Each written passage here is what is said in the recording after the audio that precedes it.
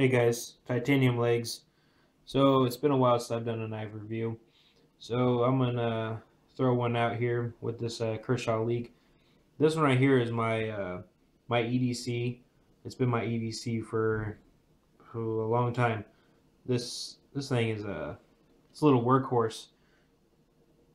Um, I think the one thing I don't like about it, if I had to nitpick it a little bit, would be the blade. You know, the design of it.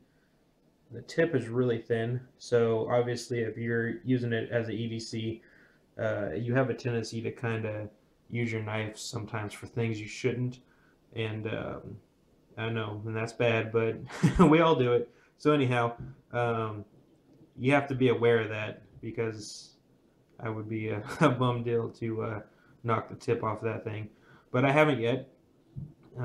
This thing is awesome. I'm not normally one for serrated blades either, but it works out well for my EDC purposes. So um, this thing is it's really cool. As you can see, it's a blim. We got the X's there, and the only thing I can tell that it's a blim is on the serrations here. I don't know if it's gonna pick it up or not, but one of the teeth is not quite there. It's not an issue. Still sharp, and I could care less, you know, especially for a knife that is a user.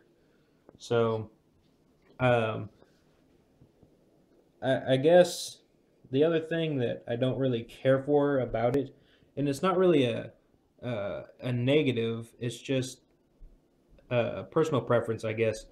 Uh, I would like to have a deep carry pocket clip on it, and I probably will get one for it eventually. There's a couple guys on the blade forums that sell them, so I might pick one up because it doesn't sit very low in the pocket and it kind of reveals itself quite a bit. So with the pocket clip, the way it is and the way it'll sit in the pocket, I mean basically you have that sticking out of your pocket, which isn't, you know, a lot, but just for my preference, I would like it a little more. I've had it tip up carry a lot, but as you can tell, if you have the clip up here, that's actually more sticking out of your pocket. So, you know, 6 of one, half dozen the other, I guess, with this one. You can see I did take the has a blade lock mechanism. I got rid of it. That thing is just annoying. I haven't had an issue with it opening in my pocket.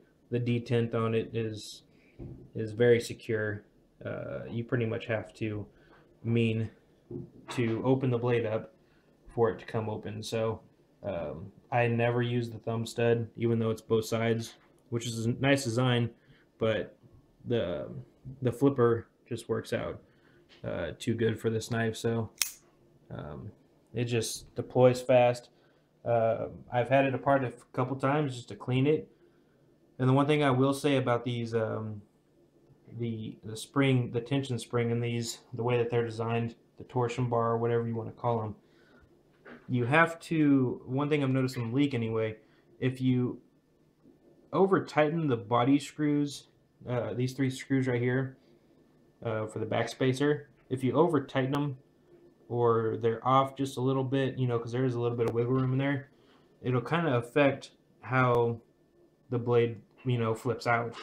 And I guess that's a no-brainer, but it took me a while to figure out why I couldn't get my blade to flick out as fast as it was when it was new. So it was trial by error. So future reference to anybody out there having a leak, like